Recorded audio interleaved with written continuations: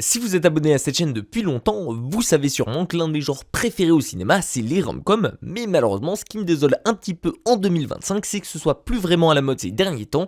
et surtout qu'on nous sorte maximum un bon film tous les 5 ans. Alors bien sûr, quand j'ai vu que Apple allait sortir au cinéma et s'associer avec A24 pour nous offrir une toute nouvelle rom-com originale, avec Elizabeth Olsen, Miles Taylor et Callum Turner, il ne m'en fallait pas plus pour saliver d'avance, et je pense qu'il ne vous en faudra pas plus non plus. Alors est-ce que ce Pour l'éternité va marquer vos esprits en cette fin d'année et devenir un véritable coup de cœur de l'année 2025? C'est ce que je vous propose de découvrir aujourd'hui dans cette critique.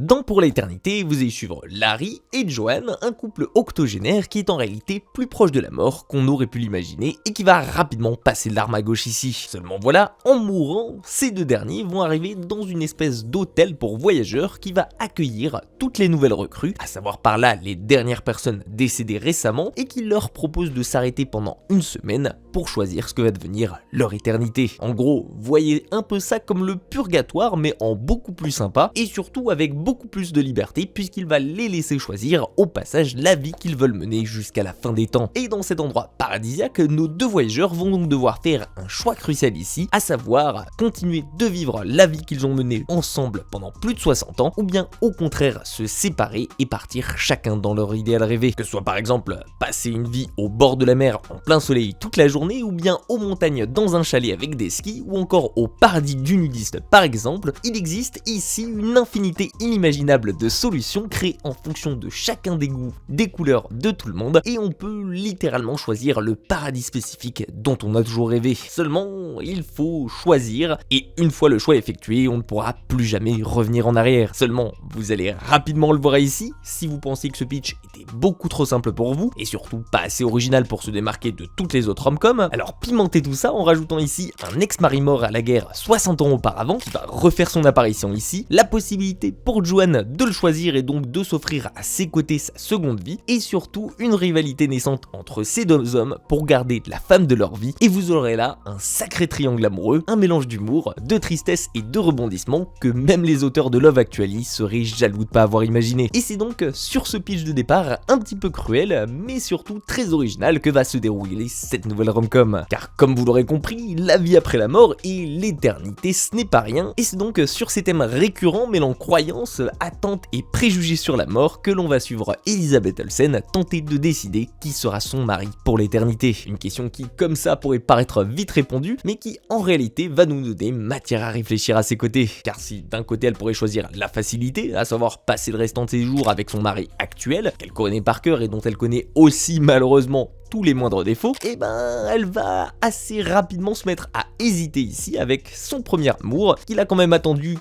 dans cette espèce de purgatoire plus de 70 ans, et qui espérait la retrouver pour enfin se donner une nouvelle chance à ses côtés. Et ce sera donc l'occasion ici de faire s'affronter deux teams, avec d'un côté les plus pragmatiques, et aussi les plus religieux qui pensent que le mariage est fait pour l'éternité et qu'on ne peut pas le révoquer, et de l'autre tous ceux qui trouveront logique de pouvoir tenter sa chance aux côtés de quelqu'un de nouveau après avoir eu une vie déjà bien remplie, en bonheur comme en malheur, et qui auront peut-être marre de partager 60 ans en la même vie aux côtés d'une seule et unique personne. Et ces deux teams seront donc ici justement représentés par Luke mais aussi par Larry, ainsi que par leurs conseillers de vie personnels qui vont leur être attribués pendant cette phase de transition et qui vont tous les quatre s'affronter ici pour conquérir l'amour de leur vie et tenter au passage de la faire changer d'avis. Vous serez donc transbahuté ici aux côtés de Joanne, de ses sentiments et surtout de ses souvenirs aux côtés de ses deux ex-maris qui auront chacun leurs bénéfices comme leurs inconvénients et elle devra faire un choix tout en ayant la possibilité ici d'apprendre à mieux les connaître au travers de cette nouvelle vie. Personnellement, il va sans dire que j'ai été rapidement happé et touché par les thèmes qui sont abordés à travers cette nouvelle rom-com, notamment par la période des regrets, des non-dits, tout comme celle de la vie après la mort et des clichés que l'on s'est fait durant toute notre vie dessus, parce que forcément on a tous plus ou moins une idée en tête et une croyance personnelle là-dessus, donc on sera plus ou moins touché facilement par ce film, mais aussi et surtout ce qui m'a le plus touché ici, c'est son idée originale derrière son récit, qui permet un petit peu à la manière d'un what if chez Marvel, de s'imaginer ce qu'aurait pu être notre vie si on avait fait nos choix différemment, et ça justement j'ai trouvé que c'était une mécanique qui était vachement bien utilisée et amenée au travers de son récit, parce que justement au lieu de passer d'un banal film d'amour sur un couple qui pourrait juste continuer de s'aimer après la mort, eh bien on passe ici à un réel duel opposant le quotidien et la facilité qu'on a connue et qu'on connaît déjà versus l'inconnu qui peut faire rêver et auquel le cerveau ne peut s'empêcher de penser, comme par exemple ici le fait que Joanne s'est sûrement posé la question toute sa vie de ce qu'aurait été sa vie aux côtés de Luke si la guerre ne l'avait pas ravi. Bref, c'est le genre de choix qui dans la vraie vie n'existe pas réellement vu qu'il faut essayer d'aller de l'avant et oublier le passé, mais qui aujourd'hui à travers ce film devient réalité le temps d'un instant. Et c'est un peu justement ce genre de remise en question hyper intéressante qui va faire tout le sel du concept de cette rom-com aujourd'hui. En plus de ça, vous pourrez compter sur un casting bien évidemment XXL pour vous emporter à ses côtés, parce que mine de rien il faut le dire, le film tourne en grande partie grâce à Elizabeth Olsen, à Callum Turner et à Miles Teller ici, qui sont respectivement excellents dans leur rôle ici, et qui forment un excellent trio amoureux, véritablement soudé et sans qui le film n'existerait tout simplement pas. D'ailleurs je vous le dis, vous allez rapidement vous attacher à ces deux derniers, puisque au travers du regard de Joanne ici, on va les décortiquer en voyant chacun son lot de défauts comme de qualités, et rapidement on pourra se glisser à travers sa peau et essayer de se mettre à sa place et ressentir toutes les émotions qu'elle va traverser ici. Le tout en gardant en tête que le temps jouera contre elle et qu'elle aura ici qu'une seule semaine pour décider de qui deviendra son mari à ses côtés pour cette vie éternelle. Je pense que